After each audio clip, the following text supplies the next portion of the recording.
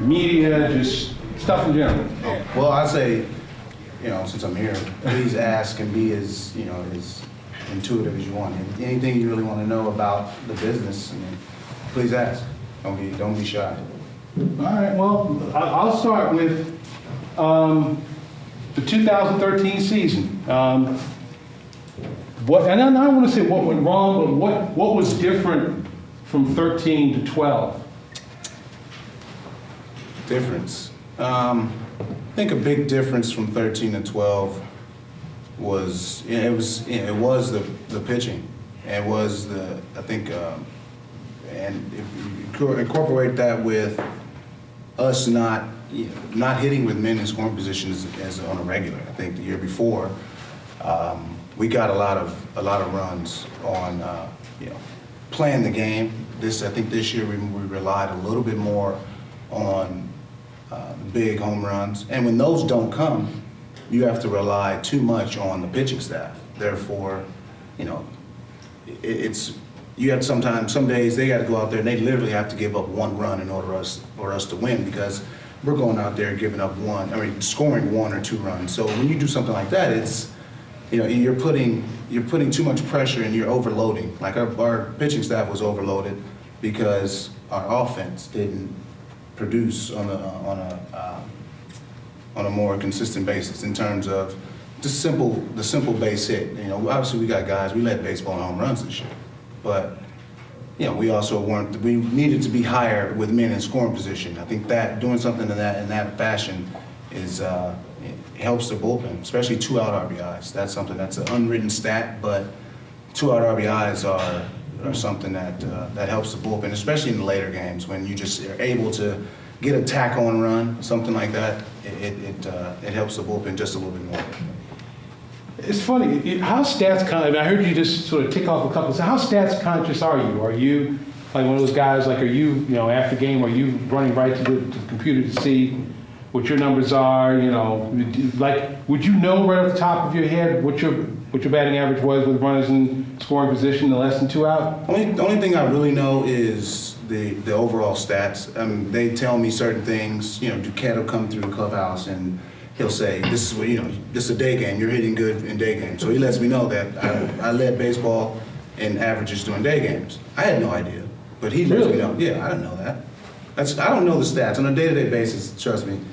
Anytime you do anything in redundant, there's certain things that fall through the cracks. So we play every single day, so it's impossible to remember every single hit, every out made, every something. So I think I try to remember the most impactful things I guess I had from that day, and if I can remember it, but by the time it soaks in, I got to prepare for another game just because it's a new day. Okay, Ansar, you had a question. This is Ansar. How you doing? How you doing? Real quick, can you talk about the reports of trading All-Star clothes with Jim Johnson and what that means to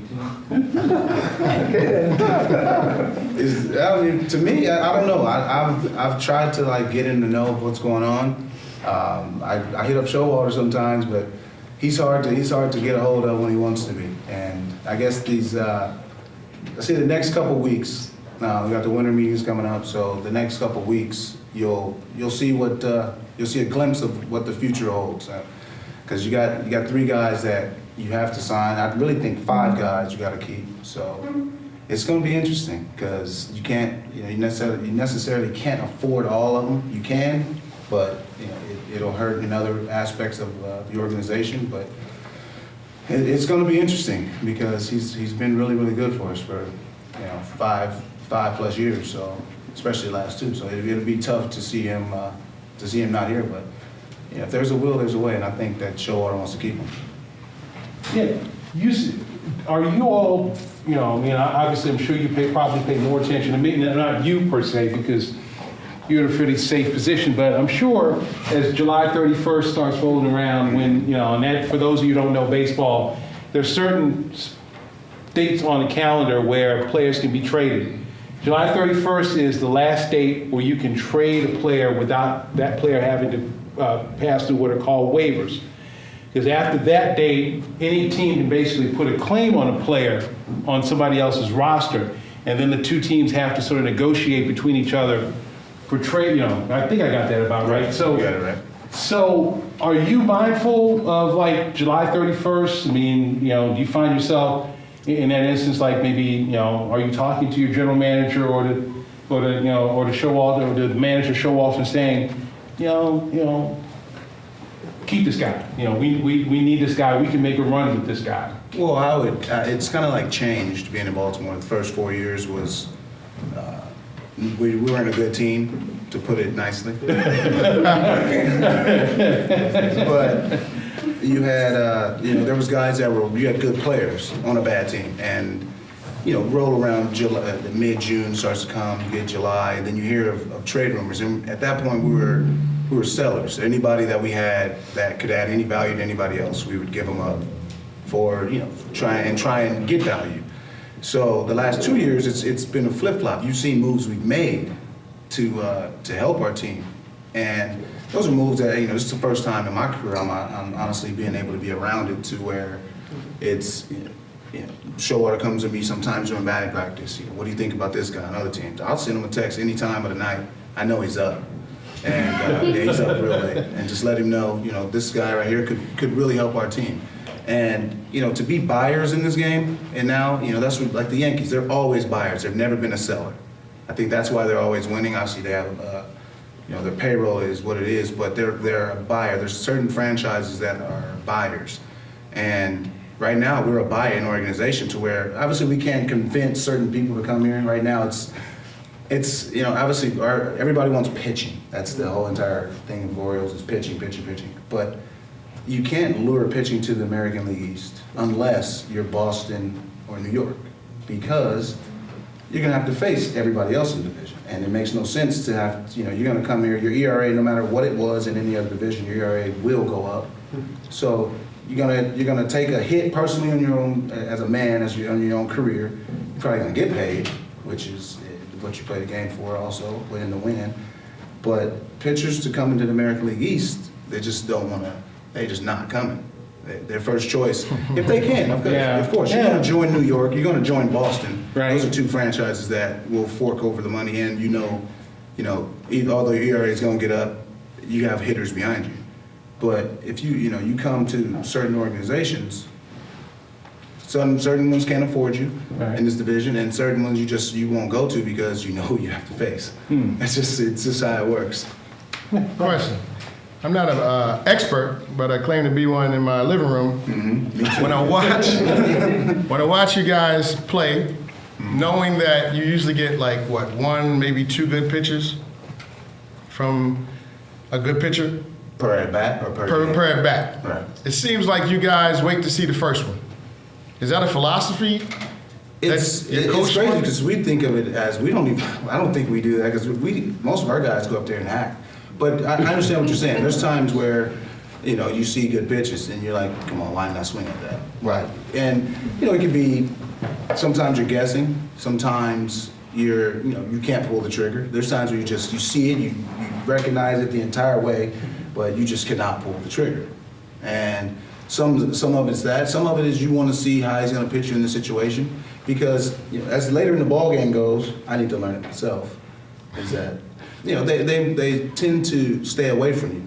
You know, they want certain guys to beat you, even when you got guys on base.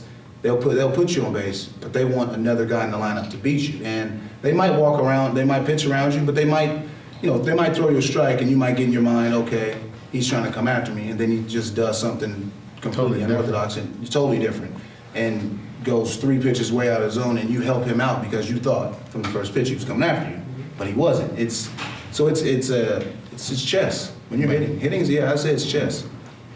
How do you adjust? I'm sorry. Terrible at chess. Really? Terrible at chess. Are you learning it? Or No, I've played it. I honestly never learned how to play chess. So I probably should learn it.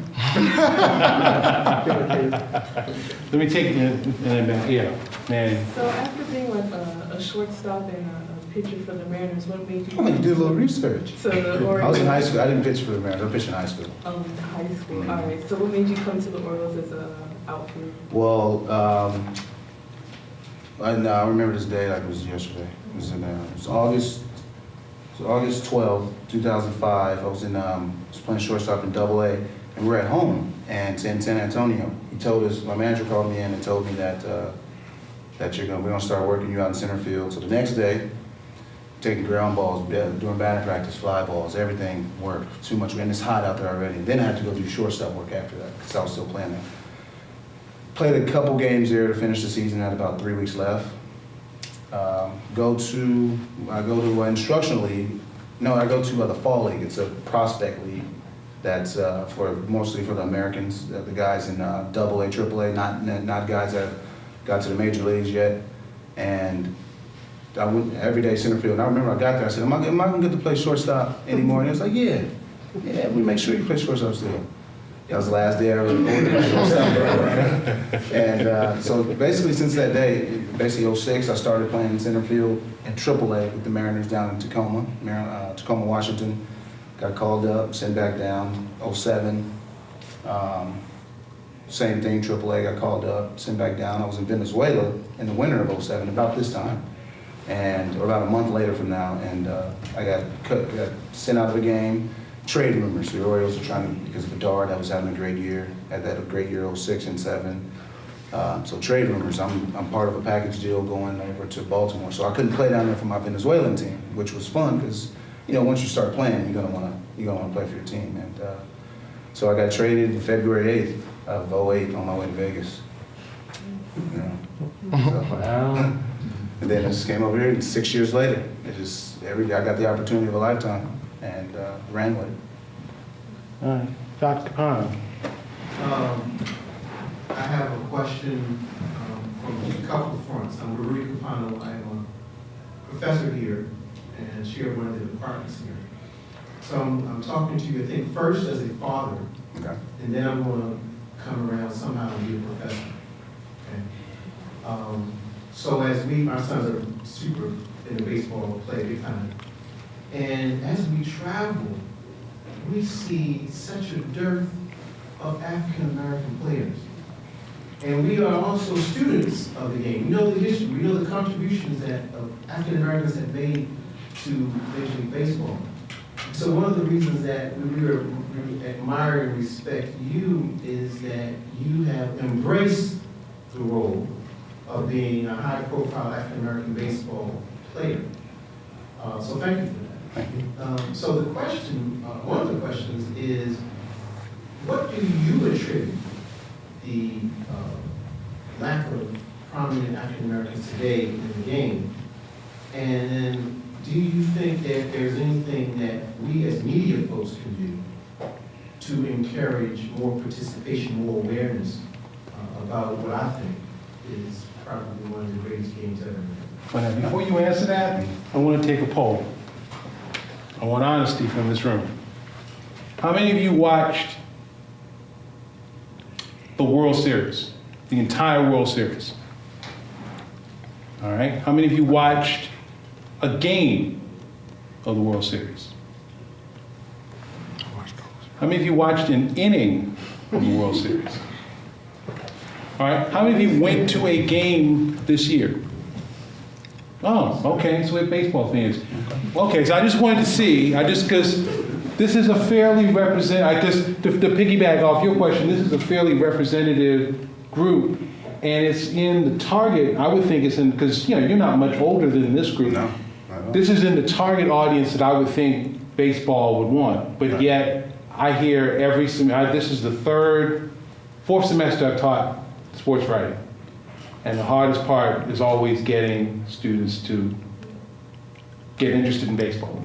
It's tough. One thing to one of your question, someone who I think when I got in the game, it all stems back, I think, from the people that helped me when I was young.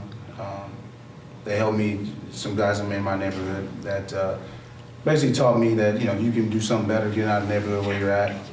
And then when I got into pro ball, my senior year, my English teacher, she knew Mark McElmore, who played here, and he went to my high school, and she gave him a call. It was our senior year. It was our last week of school also. She gave him a call, and we started talking. And then, so crazy, I went out to New York for the All-American baseball game, and the Mariners were playing the Mets interleague play. So I got to talk to him, and he's on his way out. It was, you know, I'm 17, so he's 37.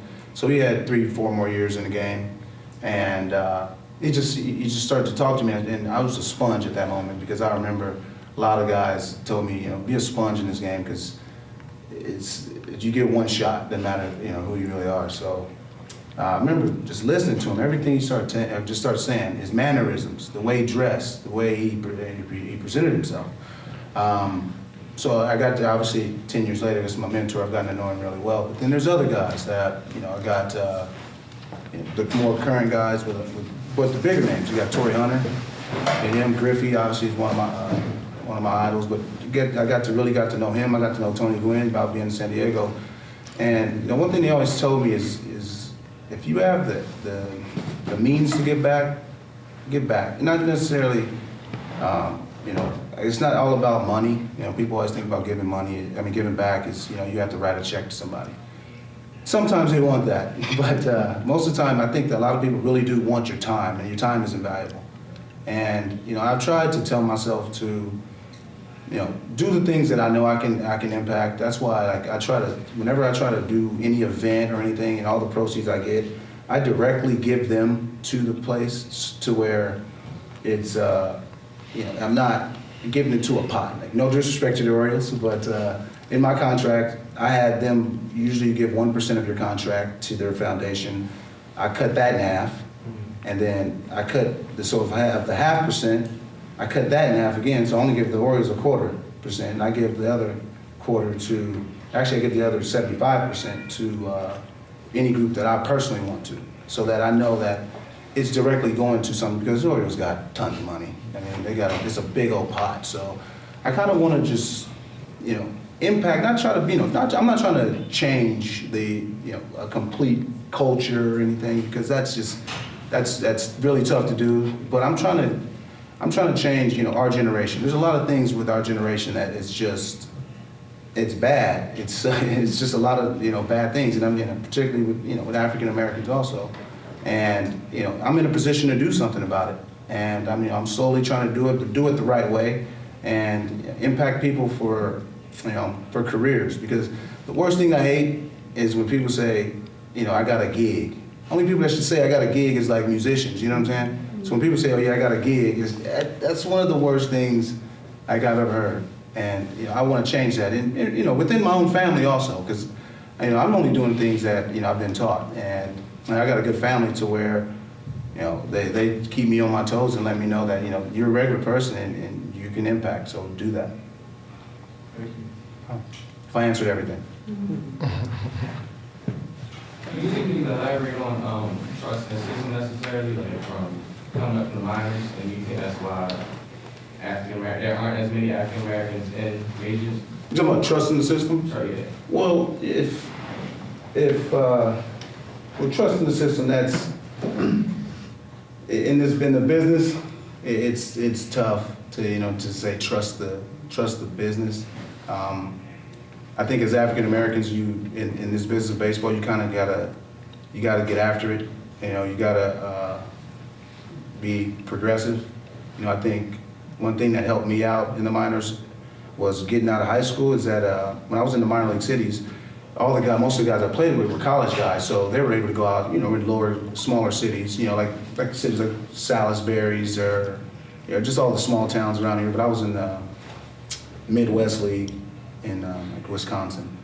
So most of the guys were able to go out and drink and party 2 a.m. Me, right after the game, I'm 18, I gotta go straight back to the hotel. Can't do nothing. Call my girlfriend, order something, had a big heavy laptop, watch a movie, go to sleep. But, you know, I heard all the stories, but, you know, I see them the next day, you see them as the season progresses, they're just so sluggish. You know, even as it warms up, May, June.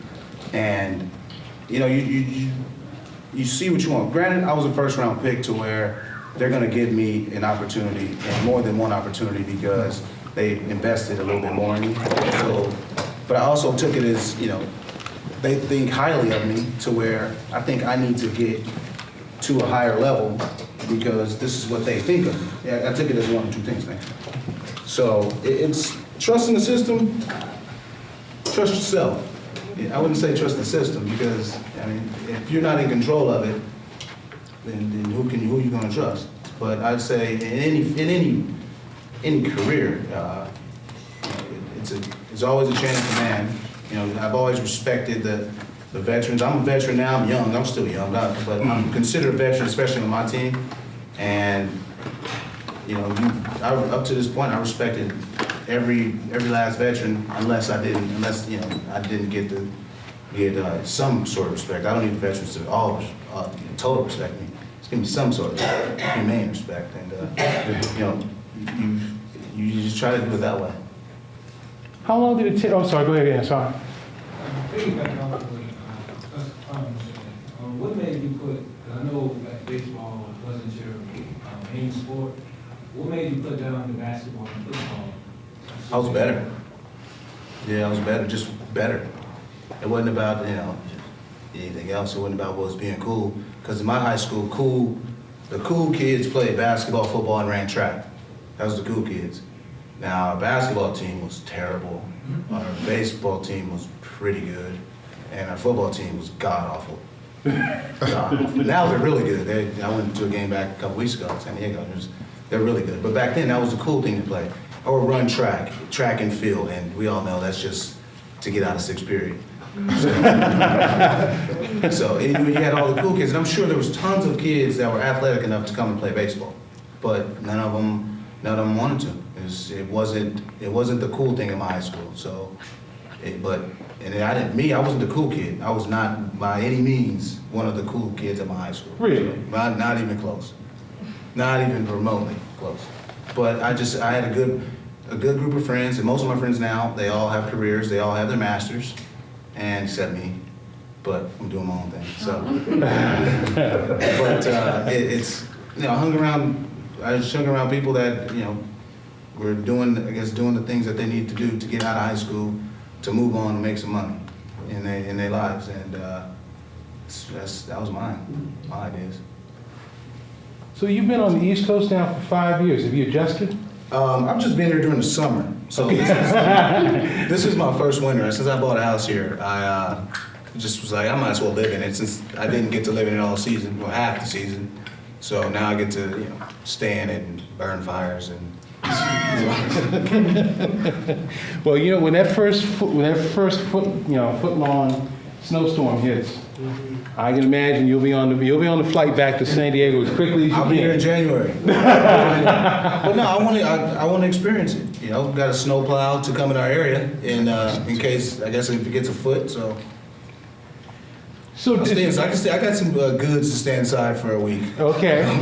Do you think you could? I mean, would this be? There are a lot of former Orioles who have lived in other parts of the country but made Baltimore their home after they retired. I've seen that. Good. Is that something you think you could do? Have you been to San Diego? I have not. Go to San Diego. No shot. If everything goes good and I play my career out here, I wouldn't mind having a house here and then, you know, eventually selling it, but I'm living in California. Okay. There's no wiggle. I just thought I'd ask, thought I'd throw it out I'll come there. back, but I would be in San Diego for sure. Yes, sir. To piggyback off of that, I was just talking to somebody today, and me and my friends always talk about this. We don't see the Orioles' presence as much as you see the Ravens' presence. Mm-hmm. Seems like I run into a Raven at the store, at the mall. Well, there's a lot more of them. That is true. There's a lot of them, and there's a lot of practice squad dudes. There's like 80 guys that are at that facility every day. But I think with us I think it's just a team. It's a team. Most of the guys, they used to live downtown, and I think this is the first team in years that you had more than 10 guys that live out in the counties. Right. So you're not running into them, and you probably run into them. You just don't know what they look like because baseball players can blend in. Football players, you know that big dude behind with the snicker, all big, right. Sitting in front of that lady, little tight shirt on. You know what it is. You know what I mean? But the baseball player looks guy in some jeans and a t-shirt. And it's funny because I saw you when you first came to the city to play, and I ran into you in the elevator downtown. And my first instinct was, did I go to high school with him? I couldn't picture your face. I'm like, why do I know this guy? But I just, I can't blend. I try to blend in, but people always say you play something. It's usually basketball. So I'm like, no, I don't play basketball. Bowling, I never give them one. I tell them solid. I bowl a little bit, but I tell them something. I always try to give them, if they really don't know, yeah, I bowl. Why not? I give them, yeah, if they don't know, then they're going to believe what I'm telling them. So. Yeah, answer, here's another one. When's the wedding? I don't know. It's been in my ear too. She's been in my ear about it. So, I don't know. I want to ask you something off of, I had planned to play a clip, but I'm not sure how to use logistics to play in this room, but Charles Barkley was on with Dan Patrick a couple weeks ago. And the topic came up, they were talking about a bunch of different things, and one of the topics that came up was about what Barkley described as like the locker room culture, because they were talking about the stuff that went on with the Dolphins. And I'm not going to ask you about N-word, but I think one of the things that for writers and broadcasters, those who cover sports, one of the things that's kind of difficult for quote-unquote outsiders to understand is the locker room culture. Like, it's almost like you guys have a language and an operation all your own. Right. So from your end of things, how frustrating is it? Well, let me ask this. Do you read the papers? Not too much. Really? Because I've heard athletes say that for years. I really don't read it too much. Why not? Just curious. I just don't. I just don't care enough to care Okay. about everything. Yeah, there's too much going on to care about everything. Okay. Yeah. Okay. That's fair. But how frustrating or difficult is it? Well, let me ask you from this end, from my students' end. What should they do? What could they do if they wanted to pursue a career in sports writing or broadcasting to understand the quote-unquote locker room culture? First and foremost, rule number one: anything you hear in here stays in here. The second you walk into that clubhouse, you got that press pass, and you're the media. The second you walk in there, you don't have to ask one person nothing. You're part of it. You're part of that culture. It doesn't matter how it is. You can never ask one question to one person, but you're part of something that nobody else gets to hear. There's so much. I wish I could play the actual interviews that I get, that I give, to compare it to how they edit it. The writers, I'm like, you guys edit this unbelievable, because there's no way that I've said it like this. But you're part of the culture. I think the worst thing about that whole thing is that it came out. That's just the worst thing. It came out, so now everybody's aware that, okay, there's a culture in the clubhouse. Of course there's a culture in the clubhouse. It's a fraternity. You go to any frat house, there's a culture there. You go to any social group, you go to any, the professors, you guys have your own, there's own groups. And the media is arguably the biggest part of our group, because they have the access to the outlets to get our business out there, and like I said, I know our media guys have heard some of the most ridiculous things they've ever heard in their lives. I've heard some of the things just off the wall that you couldn't hear at a homeless shelter. And I've been there. You hear anything there. And there's things you wouldn't hear there, but it's the culture of the game. You're dealing with athletes that are from all over the world now, and all walks of life, all different upbringings, to where sports is the most diverse upbringing. In terms of individuals and all the backgrounds of everybody, they're all different. And so when you combine them, there's just certain things that go on, and you just don't. You got to keep your mouth shut. You walk in. You walk in there, and once your recorder's on, you write your story. You don't try to throw people under the bus unless need be, unless they throw you under the bus. But if you get the respect of the player, and I think that's the hardest thing to get. If you can get the respect of that player, he can tell you things, off the record, and always know we are off the record, it's never off the record. That's just jargon that you guys come up with.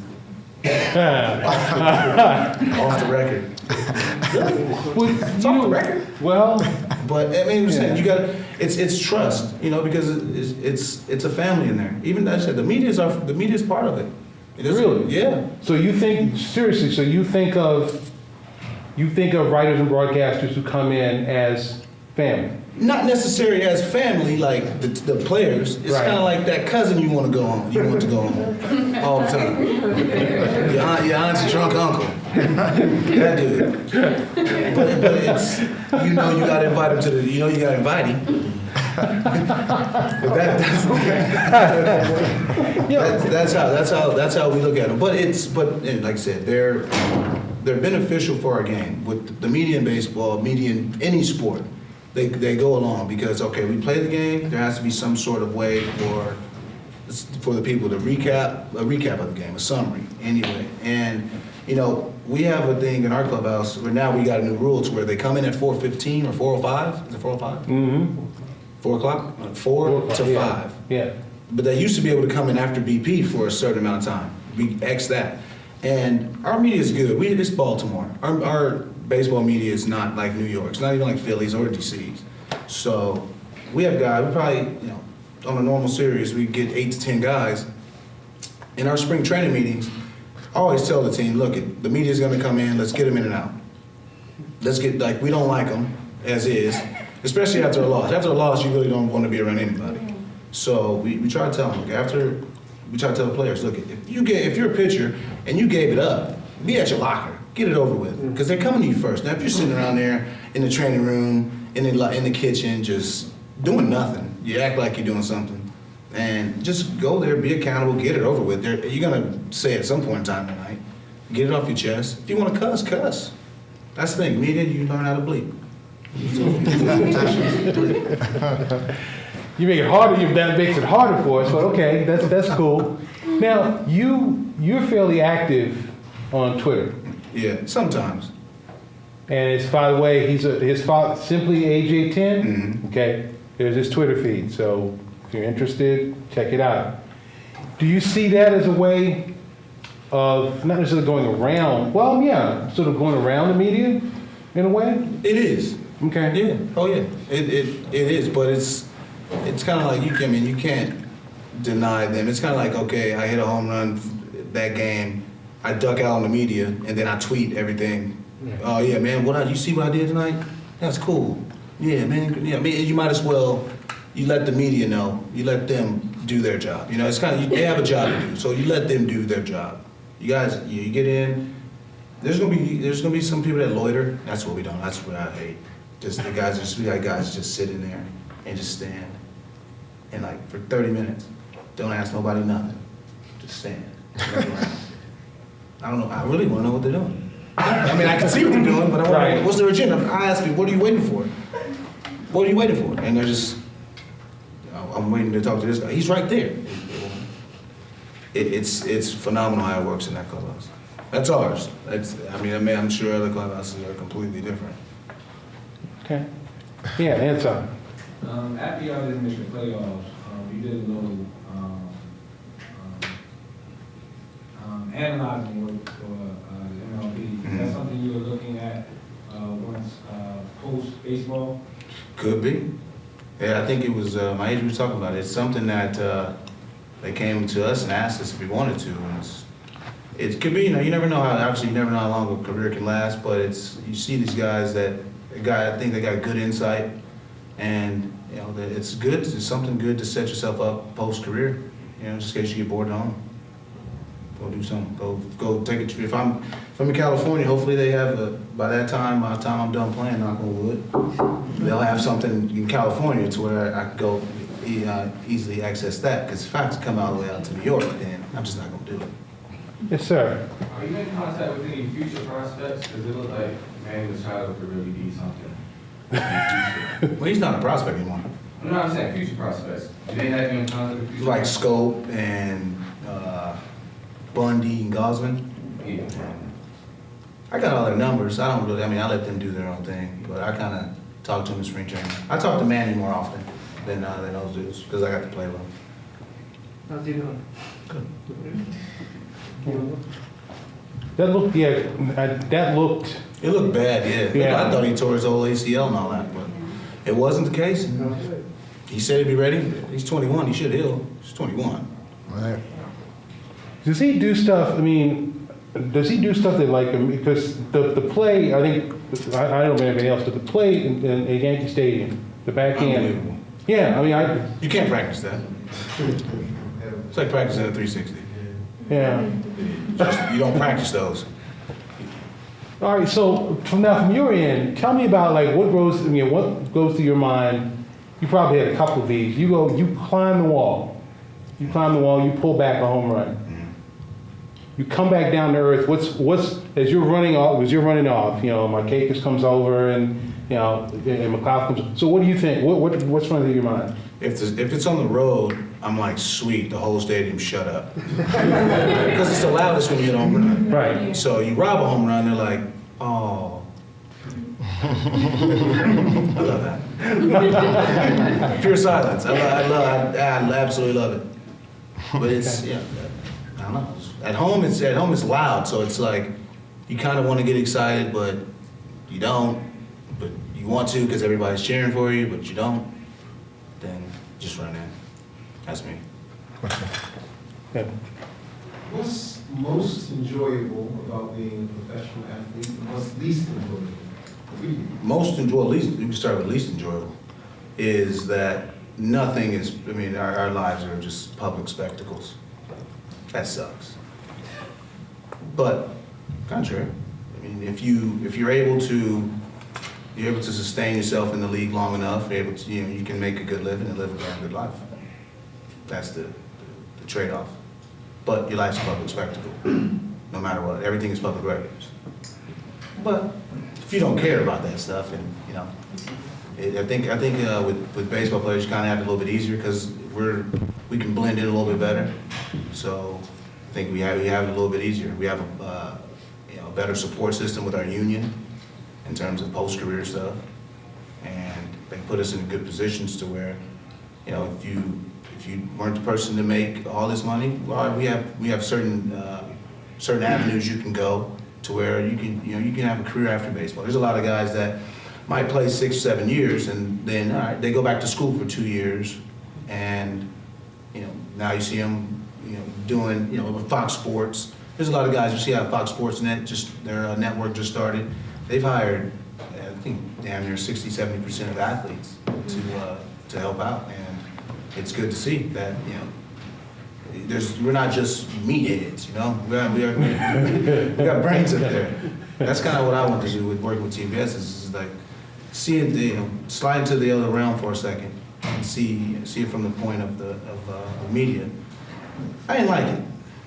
I had to watch the entire game.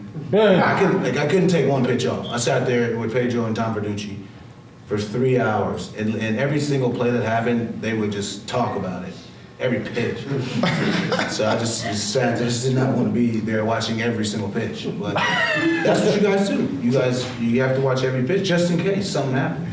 I want to walk out. Like I remember I walked out something, and it was a walk and then an error. Then you had second and third, and I come back into the room, and they're sitting there going, how could he miss that? And I'm like, what happened?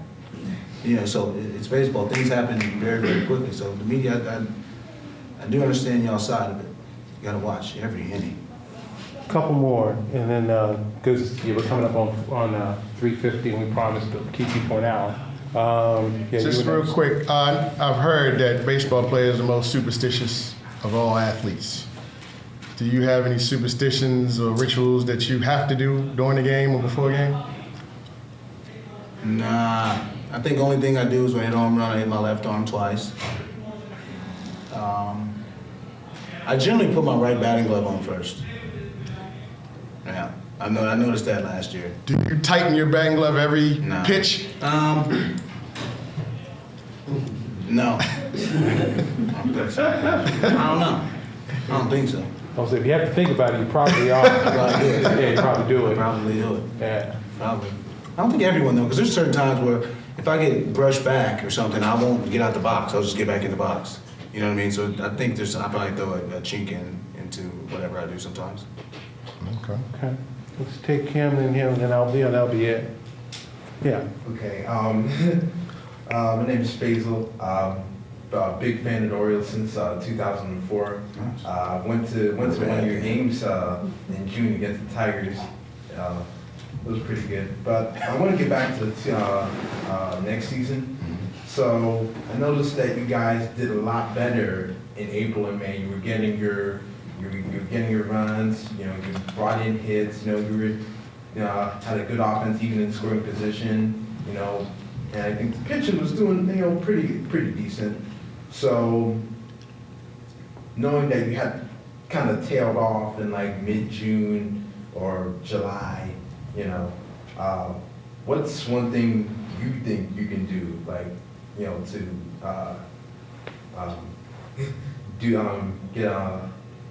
do better this season, in terms of offense, defense, because I know you can't account for what other guys do, whether it's, Davis or, Markakis or whoever that may be. Well, I think we tailed off in September. We fought, man. Short changes. We fought. We had 10 games left. We went to Tampa. That was our make or break in the season. And we broke. Snapped like a Chico stick. I was having a talk the other day with, I forgot who I was talking to. I always forget who I'm talking to. There's always somebody. But they were, asking me similar question. And, when you asking me with me, me personally, Mm-hmm. I think with me is I need to create more in terms of I need to improve being on base. More I'm on base, more I score. I scored 100 runs back-to-back years with a low on base percentage. If I increase that, I'll score more runs, hopefully. But I think that's taking what they're giving me is my next phase of maturation as a baseball player. I've learned to hit with power, I've learned to hit runners in score position, I've learned to get the RBIs, but learning when that pitch, learning situational hittings, learning when to take the walk, when to be aggressive, learning that part is the next phase for me, and I think that's what I have to go into this year as my focal point is I need to be on base more, because if I'm on base, I'm going to score somehow, because they're going to pay attention to me for someone. So that's that. Okay. Well, this will be the last one. Okay. Was high school baseball was it hard, or did you have like any coaches give you like negative comments or destructive criticism? Well, my coach, I wish I had my best friend here. Maybe he would describe my high school coach very, very decoratively, to say the least. But he played college baseball, so he kind of had a little bit of know-how, in terms of hard work and seeing who could play. So I remember I used to, all my high school practices, I used to run a lot. And he started saying, no cussing. Say, then we got to run. But he pushed us. We got 3 guys from my high school team that got into the big leagues. My best friend, Quentin Berry, was in the World Series back-to-back years with the Tigers and Red Sox. And another one of my boys, Bruce Billings, he got called up for 1 day with the Rockies in 2011 and like 3 days in 2012 with the A's. A little cup of coffee, but nonetheless, it's conquer a crazy feat. But he pushed us, and we had a good team. My senior year, we had a really, really good team, and it was cool to see because it was the same team we had for 3 years, and we were good our sophomore year, terrible our junior year, and then good our senior year. It was the same guys. It was the same coach? Yeah, same coach, yeah. So he got to see us, and we had guys kicked off, suspended. Our team had it all, but I look at it now as I'm grown up, and you see, he could have easily kicked me off the team, for some of the things I did multiple times, but him just making me run sent a message that, you have a talent. So, just not wasting. Because if you kick somebody off the team, that's the first step of doing a lot of dumb stuff. You know what I mean? Before we go, Jeff Lance, who's the media relations manager for the Orioles, wants to say a couple of words. again, like you said, I'm Jeff Lance, the Orioles PR manager. We just want to let everybody know out here that if you're in the area in the summertime and you're looking for a part-time job, something to do towards your degree here, we do have a lot of internships in different departments. Our department in particular is communications, so we have internships in public relations. If you're more on the graphic design type end of stuff, we have graphic design department. We have just everything under the sun you can think of. Our video board presentation stuff, if you're into video production, those guys have internships. We have career introductory program. I'll leave these up on the table. You can come and grab one if you want. There's several different groups of people we have work during the season. And I would encourage you to grab one of these, go to the website, send in your resume, send in your experience. We have a little different skill set, as my friend likes to say, but I get to work in baseball. I get to go to a ballpark every day for work, and I enjoy it just as much as he likes playing 9 innings every day. So, when you get to that point where you know you're not going to play, you might want to find a job in the game somewhere. It's a great program. Yeah, I failed to hit the curveball. So, but I'll leave these up on the front. If you have a friend that maybe couldn't make it today, and you think, hey, they're going to be around this summer, might need something to do. There's jobs where you can come in at 5 o'clock. If you're working a day job in the summer, come in and do this at night, make a few more bucks, and get something to put on your resume for when you get out of school here. We're always interested in having local students help us out, so feel free to grab one and give us a shout. Very cool. And they'll be up here. If there's, I'll make sure to grab one copy. Ms. Valentine will have some at her office. I'll have one in my office, which is 337. You want one, Professor Wheeler? I'll make sure. And Professor Capano, I'm sure you, Dr. Capano, you want one? Of course. All right. Adam, you have a standing invitation. Anytime you want to come, if you want to come like during an off day during the spring semester, that's great. If you want to come back next fall, hopefully when you come back, it'll be November, like mid to late November, because and you can bring the World Series trophy with you. Bring the World Series trophy with you. In fact, that's going to be your condition. If you come back next fall, the only way you can come back next fall is if you bring the World Series trophy with you. All right? That's a bet. That's a bet. Help me thank Adam.